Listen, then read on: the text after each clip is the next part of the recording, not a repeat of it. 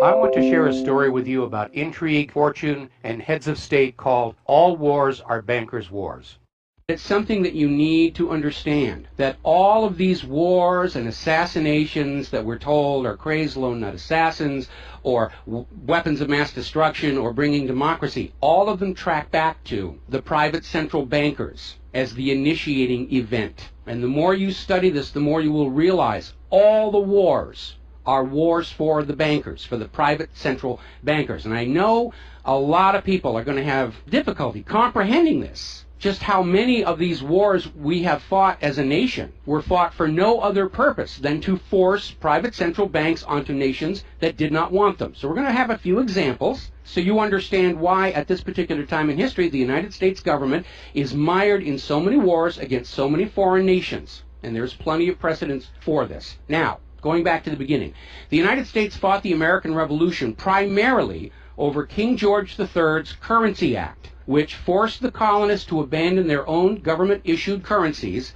and conduct business only using printed banknotes borrowed at interest from the Bank of England. If you go back to the writings of Ben Franklin, direct quote, the refusal of King George III to allow the colonies to operate an honest money system which freed the ordinary man from the clutches of the money manipulators was probably the prime cause of the revolution. That's Ben Franklin. Now, our public schools don't teach that because you're not supposed to know that the bankers were really behind the American Revolution. After the Revolution, the United States adopted a revolutionary, radically different economic system in which the government issued its own value-based currency so that private banks couldn't skim the wealth of the people through interest-bearing banknotes.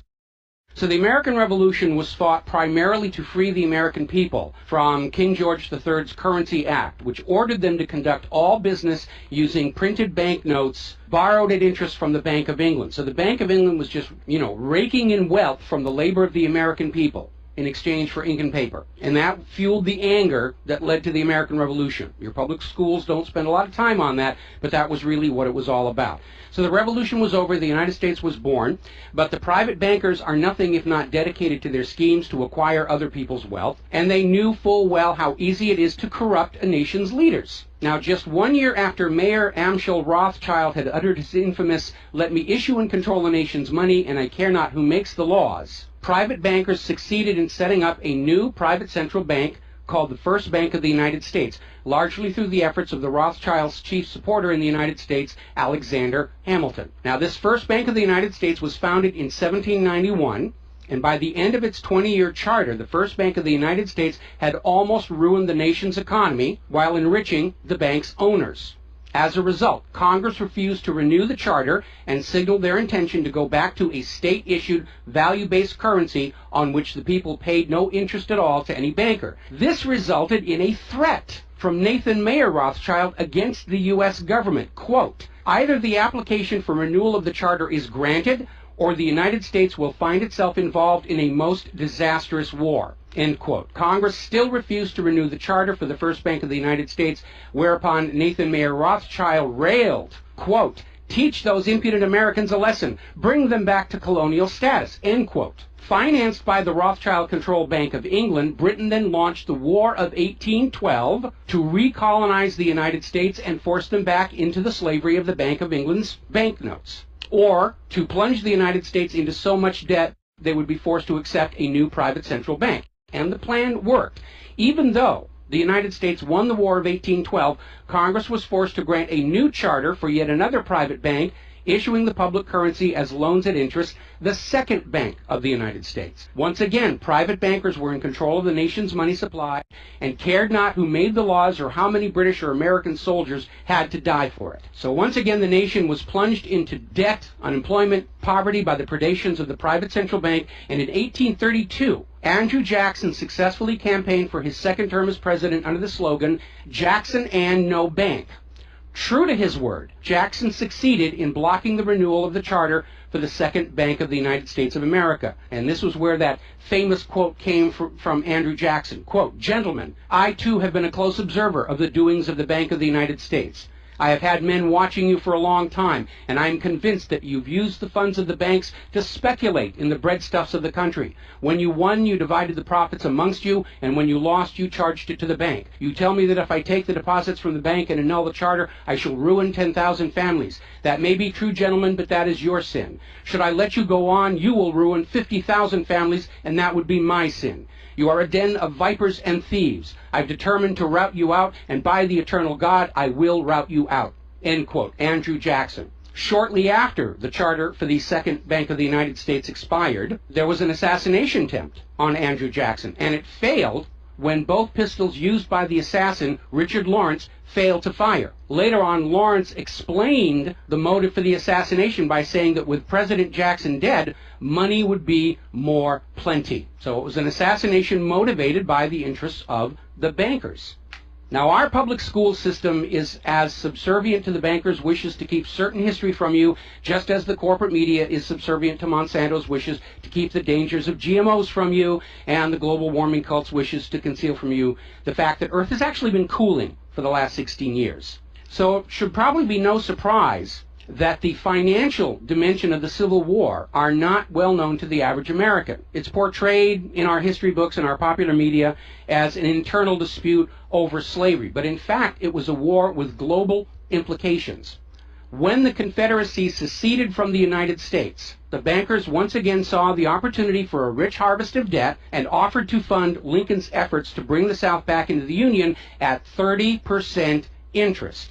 Lincoln remarked that he would not free the black man by enslaving the white man to the bankers, and using his authority as president, issued a new government currency, the greenback. This was a direct threat to the wealth and power of the central bankers, who quickly responded. This is a quote from the London Times following Lincoln's issuance of the greenbacks. Quote, "If this mischievous financial policy, which has its origin in North America, shall become indurated down to a fixture, then that government will furnish its own money without cost.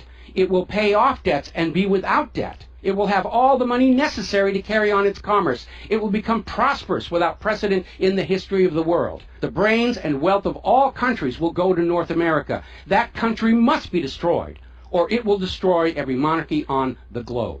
So, goaded by the private bankers, much of Europe supported the Confederacy against the Union, with the expectation that victory over Lincoln would mean the end of the greenback. France and Britain seriously considered an outright invasion on the United States in support of the Confederacy, but they were held at bay by Russia. A little bit of history most Americans don't understand. Russia came to the aid of Lincoln's Union during this crisis. Now, at that time, Russia had just ended their serfdom system, and they had a state central bank similar to the system the United States had been founded on. Now, free of European intervention, the Union won the war, and Lincoln announced his intention to go on issuing the greenbacks. Following Lincoln's assassination, the greenbacks were pulled from circulation, and the American people forced to go back to an economy based on banknotes borrowed at interest from the private bankers.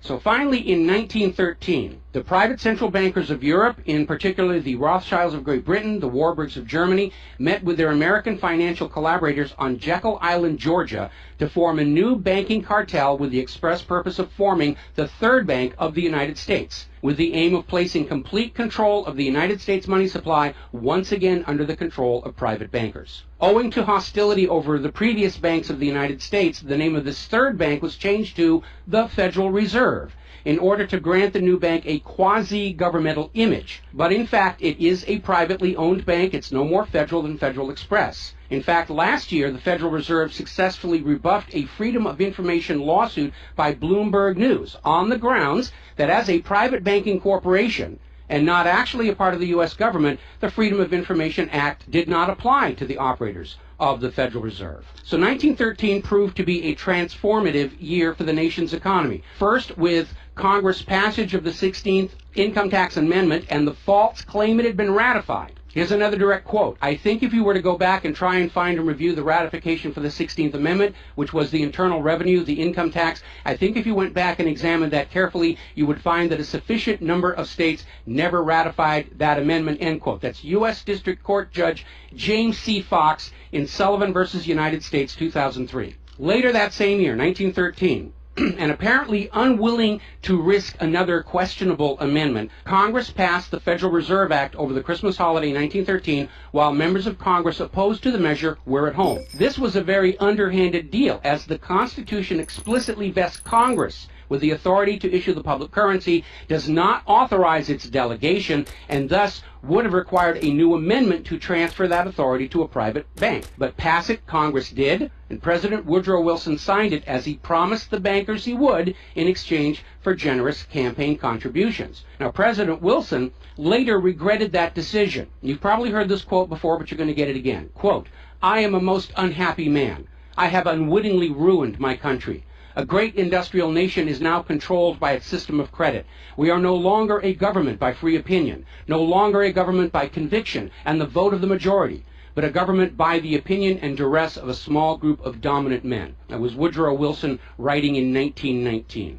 Now, 1 year after the passage of the Federal Reserve Act, World War I started, and it is important to remember that prior to the creation of the Federal Reserve, there was no such thing as a world war. Now, World War I actually started between Austria, Hungary, and Serbia, but quickly shifted to focus on Germany. Why Germany? They didn't start the war. Why was Germany the villain in World War I? Well, the real reason was their industrial capacity was seen as an economic threat to Great Britain. Great Britain's pound was already in decline at the time because too much economic emphasis was on banking and finance, and not enough was on agricultural development, industrial development, and infrastructure. It's very much like the situation we have in the United States right now. All the financial operatives, they want to play the Wall Street games, and other parts of the economy are being neglected. We've lost a great deal of our manufacturing. We're not the agricultural exporter we used to be because everybody's over there at Wall Street playing in that giant open-air casino. Now, pre-war Germany did have a private central bank, but it was under strict control by the German government to keep inflation at reasonable levels and to make sure that all of the German economy was being properly funded, just like Putin did with their central bank about a month ago. Under government control by the German government, investment was guaranteed to internal economic development, and as a result, Germany had become a major manufacturing technological power. They were exporting products that Great Britain could not compete with. So in the media of the day, Germany was portrayed as the main opponent of World War I. And not just defeated, it was flattened. Now, following the Treaty of Versailles, Germany was ordered to pay the war costs of all the participating nations, even though Germany had not started that war. This amounted to 3 times the value of all of Germany itself. Germany's private central bank, to which the German government had gone deeply into debt to pay the cost of the wars, was allowed to break free of government control. That led to the massive inflation of the Weimar Republic, followed, permanently trapping the German people in endless debt. And money speculators were running rampant, and it led to these situations where you had literally a whole basket full of paper notes to get a loaf of bread. Now, when the Weimar Republic collapsed economically, it opened the door for the National Socialists to take power. Their first financial move was to issue their own state currency, which was not borrowed from private central banks. It was based on a unit of value, not a unit of debt. Freed from having to pay interest on the money in circulation, Germany blossomed and quickly began to rebuild its industry. It was an amazing transformation to see. The media called it the German miracle. Time magazine lionized Hitler for the amazing improvement of life for the German people and the explosion of German industry, and they even named him Time magazine's Man of the Year in 1938. And then once again, Germany's prosperity and freedom from a private central bank loaning the public currency at interest became a threat to other nations and other powers. I have a couple of quotes here from Winston Churchill that tells you what was really going through the minds of Europe in the years leading up to World War II. Quote, "Should Germany merchandise again," which means do business, "should Germany merchandise again in the next 50 years, we have led this war, World War I, in vain." That was Winston Churchill writing in the Times in 1919. Another quote, "We will force this war upon Hitler if he wants it or not," end quote. Winston Churchill in a 1936 radio broadcast. "Germany becomes too powerful. We have to crush it," end quote. Winston Churchill in November 1936 speaking to U.S. General Robert Wood. Quote, "This war is an English war, and its goal is the destruction of Germany." Winston Churchill, autumn 1939 broadcast. So it was all about economics and profitability. Now, Germany's state-issued value-based currency was also a direct threat to the wealth and power of the private central banks around the world. And as early as 1933, they started to organize a global boycott against Germany to strangle this upstart ruler who thought he could run his nation without a private central bank. Now, as had been the case in World War I, Great Britain and other nations threatened by Germany's economic power looked for an excuse to go to war. And as public anger in Germany grew over the boycott, Hitler foolishly gave them that excuse. Years later, in a spirit of candor, the real reasons for the war were made clear. Quote, "The war wasn't only about abolishing fascism, but to conquer sales markets. We could have, if we had intended so, prevented this war from breaking out without doing one shot, but we didn't want to." End quote. Winston Churchill to Harry Truman, March 1946. One more quote here. Quote, "Germany's unforgivable crime before World War II was its attempt to loosen its economy out of the world trade system and to build up an independent exchange system from which the world finance couldn't profit anymore. We butchered the wrong pig." End quote. Winston Churchill writing in his book, The Second World War. Now, a little side note, we're going to actually step back in time to the years before World War II. A little bit of history a lot of Americans are still completely unaware of. And it involves a gentleman by the name of Marine Corps Major General Smedley Butler. In 1933, Wall Street bankers and financiers had bankrolled the successful rise to power of Hitler and Mussolini. Brown Brothers Harriman in New York, and they're still there. I saw them when I was there for the 9/11 anniversary. They were financing Hitler right up to the day war was declared with Germany. And these Wall Street financiers decided that a fascist dictatorship in the United States, based on the one Mussolini had in Italy, was going to be far better for their business interests than Roosevelt's New Deal, which threatened massive wealth redistribution to recapitalize the working and middle classes of America. So the Wall Street tycoons recruited General Butler to lead the overthrow of the U.S. government and install a Secretary of General Affairs who would be answerable to Wall Street and not the people, would crush social unrest and shut down all the labor unions. General Butler pretended to go along with the scheme, but then exposed the plot to Congress. To his credit, Major General Smedley Butler, remembering his oaths to the Constitution, pretended to go along with the scheme, but then exposed the plot to the United States Congress. Congress, then as now in the pocket of Wall Street bankers, refused to act. When Roosevelt learned of the planned coup, he demanded the arrest of the plotters, but the plotters simply reminded Roosevelt that if any one of them were sent to prison, their friends on Wall Street would deliberately collapse the still fragile U.S. economy and blame Roosevelt for it. So Roosevelt was unable to do anything about this attempted coup d'etat until the start of World War II, at which time he prosecuted many of the plotters under the Trading with the Enemy Act. Now, mostly it was glossed over. It was just a rumor, unfounded. It's wacko conspiracy theory. But in 1967, the congressional minutes of Smedley Butler's revelation to Congress of the coup were finally released to the public. You ever see this movie 7 Days in May, Kirk Douglas and Burt Lancaster, about an attempted military takeover of the United States of America? It was based loosely on this story. But of course in the movie, the bankers being behind the Burt Lancaster character was completely removed from the script here. Now, Smedley Butler is also famous for writing a work called War is a Racket, and I would like to read you a quote from that. Quote, "I spent 33 years and 4 months in active military service as a member of our country's most agile military force, the Marine Corps. I served in all commissioned ranks from second lieutenant to major general. And during that period, I spent more of my time being a high-class muscle man for big business, for Wall Street, and for the bankers. In short, I was a racketeer, a gangster for capitalism. I suspected I was just part of a racket at the time. Now I'm sure of it. Like all members of the military profession, I never had an original thought until after I left the service. My mental faculties remained in suspended animation while I obeyed the orders of the higher-ups. This is typical with everyone in the military service. Thus, I helped make Mexico and especially Tampico safe for American oil interests in 1914. I helped make Haiti and Cuba a decent place for the National City Bank boys to collect revenues in. I helped in the raping of half a dozen Central American republics for the benefit of Wall Street.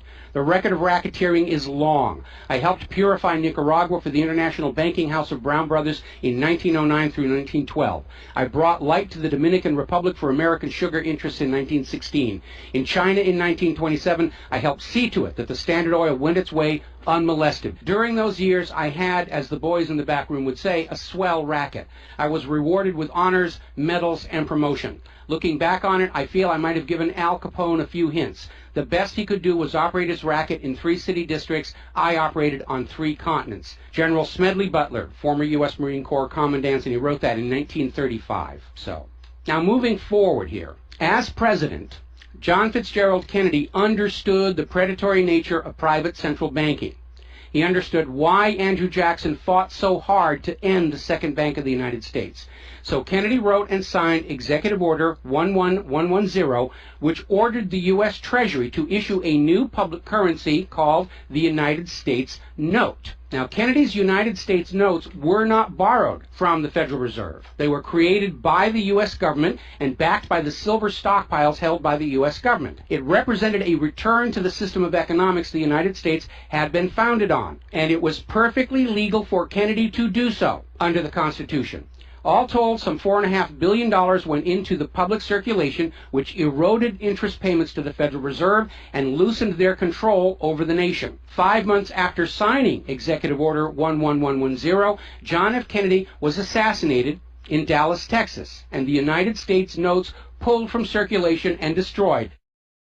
Following Kennedy's assassination, John J. McCloy, president of the Chase Manhattan Bank and president of the World Bank, was named to the Warren Commission. Now, I don't care how good a banker he is, he's not qualified to be investigating a murder, which is what we were told the Warren Commission was all about, to get the truth of the assassination. But we all know that the Warren Commission was there to cover up what was going on, and obviously we can presume safely that John J. McCloy's presence on the Warren Commission was to make sure the American public never got even a hint of the financial dimensions behind the assassination. So, as we enter the 11th year of what I am certain future history will most certainly describe as World War III, we need to examine the financial dimensions behind all these wars. Why are we here? Why are our children being killed and crippled? Is this another war for the profit of the private central bankers? And the answer is yes. Now, toward the end of World War II, when it became obvious that the Allies were going to win and dictate the post-war political environment, the major world economic powers met at Bretton Woods, a luxury resort in New Hampshire, in July of 1944, and they hammered out the Bretton Woods Agreement for International Finance. The British pound lost its position as the global trade and reserve currency to the U.S. dollar. There are indications this was part of the price demanded by Roosevelt in exchange for the U.S. entry into the war. Now, absent the economic advantages of being the world's go-to currency, Britain was forced to nationalize their Bank of England in 1946.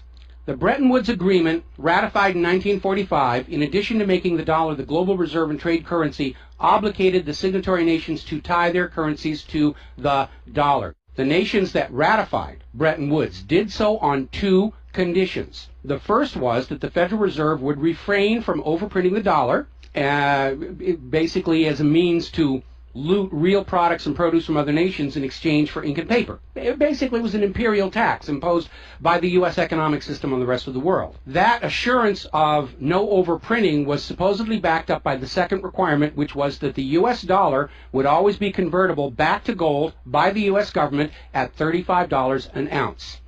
Now, of course, the Federal Reserve, being a private bank and not answerable to the U.S. government, did in fact start overprinting paper dollars, which were sent to other nations around the world, and under Bretton Woods, they had to send back products and produce and raw materials at full value. And much of the perceived American prosperity of the 1950s and 60s was the result of these foreign nations having to send real raw materials, goods, produce, back to the United States in exchange for these little pieces of paper with ink all over them, because they were forced to accept these paper notes as being worth $35 per ounce of gold. Then in 1970, France started looking at this huge pile of printed paper notes sitting in their bank vaults, for which real French products like wine and cheese had been traded, and it notified the United States government that they would exercise their option under Bretton Woods to return all those paper notes for gold at the agreed upon $35 per ounce exchange rate. The problem was the United States had nowhere near the gold to redeem all those paper notes. So on August 15, 1971, Richard Nixon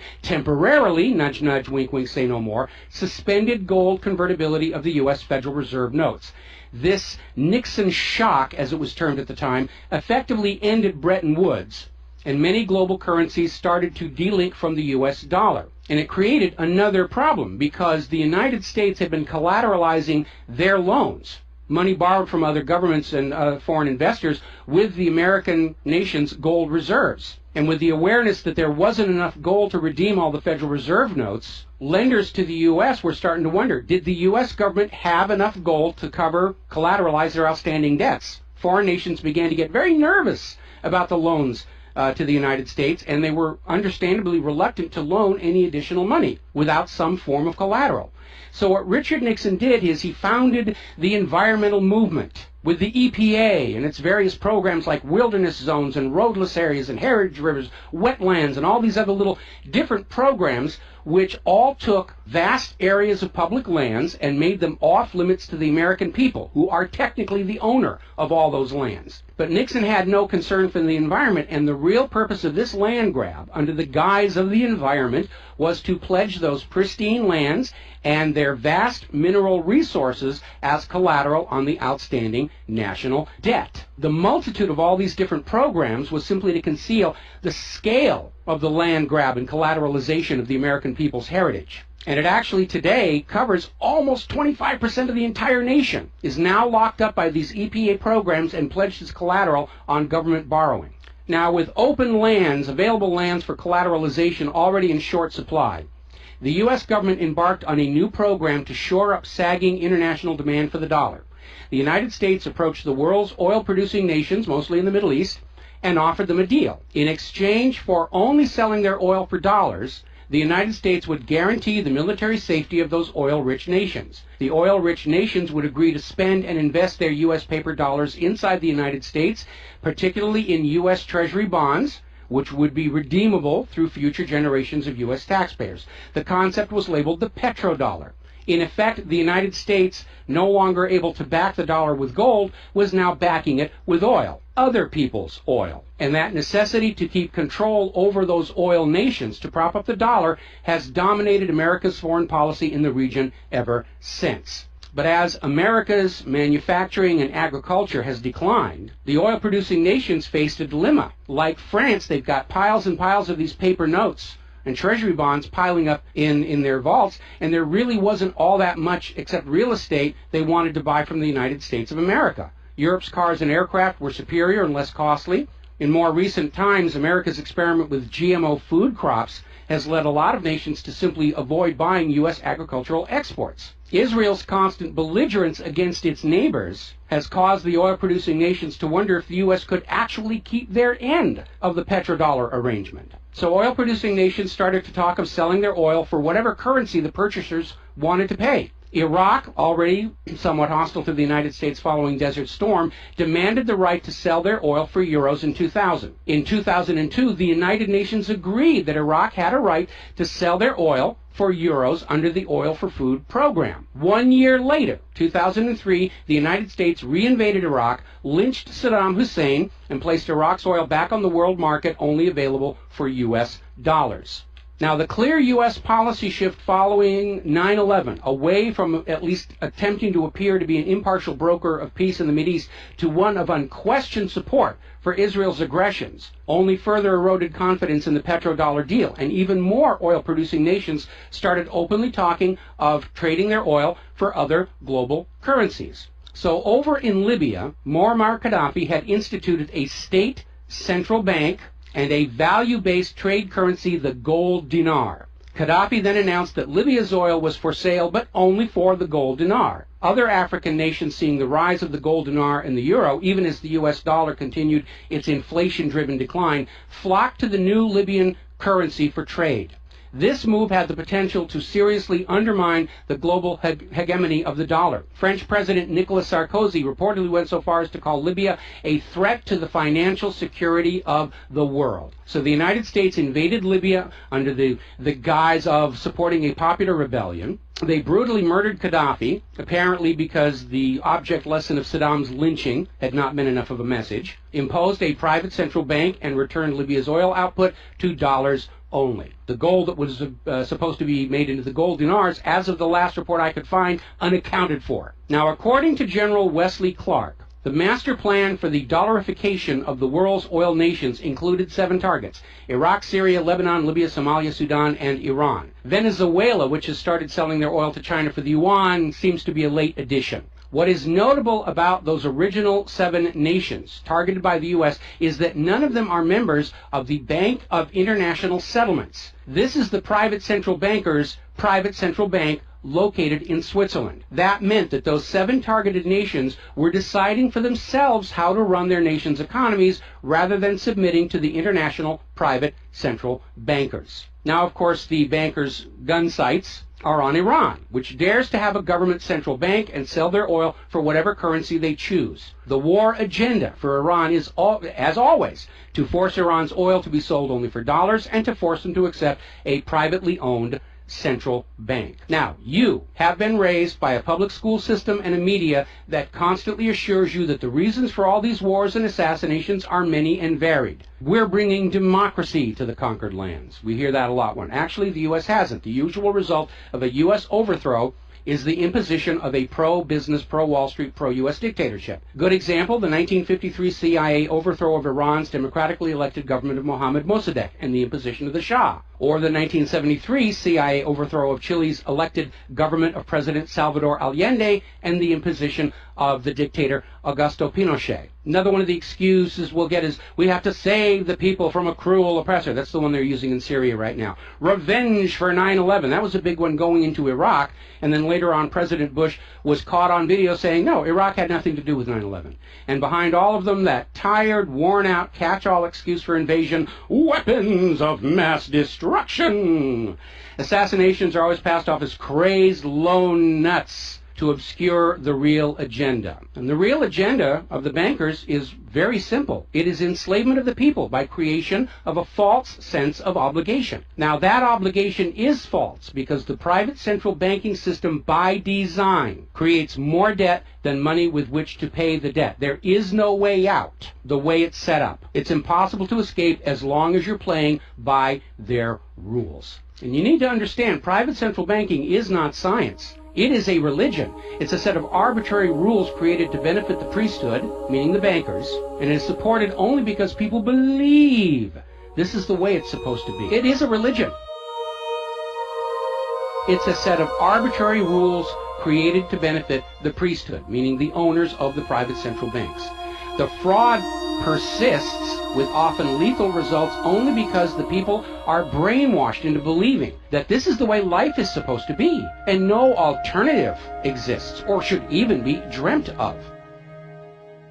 Now, this same approach, the same brainwashing, was true of 2 earlier systems of enslavement, rule by divine right and slavery, both systems built to trick people into obedience and both now recognized by modern civilization as illegitimate. So now we are on the verge of a new era in history where we will recognize that rule by debt, rule by private central bankers issuing the public currency as a loan at interest is equally illegitimate. It only works as long as people allow themselves to believe that this is the way life is supposed to be. But you need to understand something that's the core of the issue. Private central banks do not exist to serve the people, the community, or the nation. Private central banks exist to serve their owners, to make them rich beyond the dreams of Midas, and all for the cost of ink, paper, and the right bribe to the right official, and the occasional assassination. But behind all these wars and all these assassinations, the 100 million plus horrible deaths from all of these wars, lies a single policy of financial dictatorship. The private central bankers only allow rulers to rule, only on the promise that the people of a nation be enslaved to the private central banks. Rulers who do not go along with that will be killed, their nation invaded by those other nations still enslaved to the private central banks. The bankers themselves don't fight these wars. Their children are not in these wars. A nation tries to break free of the private central bankers like Libya. All the other nations under the bankers' control pile on and destroy them. This so-called clash of civilizations you are being told about by the corporate media,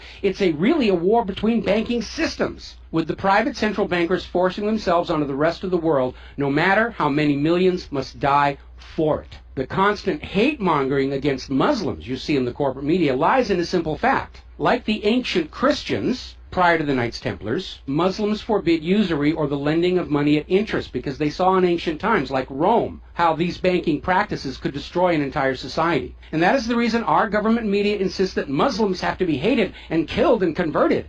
They refuse to submit to currencies loaned at interest. They refuse to be debt slaves. That makes them a threat to the natural order of the world, the new world order of global fascist dictatorship. So, off to war your children must go to spill their blood for the money junkies' gold. We barely survived the last 2 world wars. Now we're going into the 3rd one in the nuclear bioweapon age. That is very dangerous. We have to ask ourselves, are the private central bankers willing to risk incinerating the whole planet to feed their greed? Apparently so. You as parents, as siblings, as spouses, need to ask yourself, do you really want to see your loved ones in uniform, killed and crippled, all for a bank balance sheet? But the whole point of this article, the whole point of what I'm sharing with you today, and this is all history, you can go out and hunt it down for yourself. Behind all the flag waving, behind all the propaganda, behind the crazed lone nut assassins, weapons of mass destruction, all of the modern wars this nation have fought are wars by and for the private bankers, fought and bled for by third parties unaware of the true reason they're expected to gracefully accept being killed and crippled for. And the process is quite simple. We've explained it before on this show. As soon as the private central bank issues its currency as a loan at interest, the public is forced deeper and deeper into debt. When the people are reluctant to borrow anymore, that's when the Keynesian economists demand the government borrow more to keep the pyramid scheme working. When both the people and the government refuse to borrow anymore, that is when the large wars get started, to plunge everyone even deeper to debt to pay for the war, and then after the war to borrow even more to rebuild. And when these horrible wars are over, the ordinary people have basically what they had before the war, except their graveyards are a lot larger, and everyone is in debt to the private bankers for the next century. That is why Brown Brothers Harriman in New York was funding the rise of Adolf Hitler, because war is the bankers' richest harvest. We all need to recognize this is what all these wars have been about. Private central banking, enlarging their domain, imposing their will on nations that do not want it, imposing their system on the rulers of nations who do not want it. Bribery, blackmail, assassination, they will do anything to maintain their stranglehold on the productivity of the world's people. And as long as private central banks are allowed to exist, inevitably, as the night follows the day, there will be poverty, hopelessness, millions of deaths in endless world wars until the earth itself is sacrificed in flames to Mammon. The path to true world peace lies in the abolishment of all private central banking everywhere, and a return to the state-issued, value-based currencies that allow nations and people to become prosperous through their own labor and development and efforts. Now, I mentioned the Knights Templars. Prior to the Knights Templars, Christianity, like Islam, forbade usury because Christianity, much of Orthodox Christianity, came out of Rome, and they had seen firsthand what debt-based economies do, even to the Roman Empire. They'd seen it firsthand, so they had a ban on usury. And the Knights Templars were able to basically either bribe or blackmail the Pope to get a special dispensation that allowed them to rent money, is what they called it. They didn't call it usury, they called it renting money. A lot of modern predatory banking practices were pioneered by the Knights Templars, and they plunged Europe into hopelessly unpayable debt until finally French King Philip IV, otherwise known as Philip the Fair, did the only solution he could do, because he understood as long as you believed in the rules of the bankers, as long as you played by the rules they created to serve themselves, you were hopelessly trapped. And so Philip thought outside the box, and I know he's demonized for it, but in looking at the history of the Templars, it was his last resort. He sent messages to all of the regions in France, secret orders on the same time, in the same moment, on the same day. All of the Templars were arrested. and their commanderies, which is what they called their banks, were broken into, looking for looted wealth. They didn't find a lot of it. It was a paper empire, just like the Federal Reserve is. It's all based on paper. There's nothing of any real value there. It's all paper notes. And he sent the Templars to prison and execution, except for Scotland and Portugal, where the Pope and King Philip IV really didn't have a lot of control. I think that the governments of the world, looking at the situation, looking how close we are to seeing this current world conflict emerge into a full-blown global thermonuclear war, that maybe they need to start thinking about the wisdom of King Philip the Fair and say it's time to simply grab all these private central bankers all at the same time so they can't simply skedaddle from one nation to another and come back and try the same thing again, as they will inevitably do, because these people are addicts. They're hopelessly addicted to other people's money. It's why we call them money junkies. When we see somebody who's addicted to cocaine or methamphetamine or heroin, and we can easily see how they're destroying their home and community around them. Now we need to look at these money addicts and look at how they're destroying the entire world around them. And it's time for an intervention. It's time for us to become private central banking heretics, to stop believing that this is the way life is supposed to be, because it isn't. It isn't even the way the United States was actually started. And they're trying as hard. Look at the destruction of our nation. We used to be the world's greatest nation. Now the most generous estimate is we're down to number 16 and still falling. And yet, despite the destruction to our nation, its infrastructure, its children, its quality of medical care, the quality of its manufacturing output, we still are compelled somehow to go out and force this same banking system onto the rest of the world at the point of a bayonet. Does that make any sense at all? Not to a rational human being. To a money junkie, yeah, it's perfect. But we're really at a crisis point in history. And the first step to resolving that crisis, to not let it go any further into a potential nuclear war, is to recognize that private central banking, ruled by manufactured illusion of debt, is no more legitimate a system of governance than rule by divine right or rule by slavery. We all need to recognize the true cause of all the pain and suffering and wars. It's not the terrorists, it's not Al-Qaeda. These are just distractions and set pieces put in front of your eyes so you can't see the very clear pattern behind much of modern human history. It's a war of banking systems, with the predatory private central banks seeking to eradicate any nation and any ruler that would dare try and operate their economy outside the control of the private central bankers. That's the real cause for the war. Is it something you're willing to fight and die for, to support these private central bankers? Is it something you're willing to let your sons and daughters and brothers and sisters be blown to bloody bits for, so the money junkies can have their latest fix, just a little tiny bit more gold or a little larger number on the bottom of that brokerage statement, so they can have today's thrill, their fix of money that is bought with the blood of your children? I don't think so. But the time has come to point out what really is the cause of all causes behind all the wars and suffering that our planet is having to endure and our people are having to endure. The common enemy of all humankind are private central banks issuing the public currency as a loan at interest. And as history will show, they will do anything, up to and including global wars, to keep their lock on yours and your children's future economic well-being and productivity. We're not a free society. Media will tell us that we're free, but we're not free. We are slaves. Our slave chains are made of paper, and that paper is the Federal Reserve note. Too few of our leaders have tried to stand up to this system of enslavement, usually with lethal results. But if all the people of the world at the same time stand up and say no more private central banks, it will come crashing down, just as slavery did, just as rule by divine right did, and then we'll be embarking on a new era in human history, where the emphasis on social development is on the people and not on the money junkies.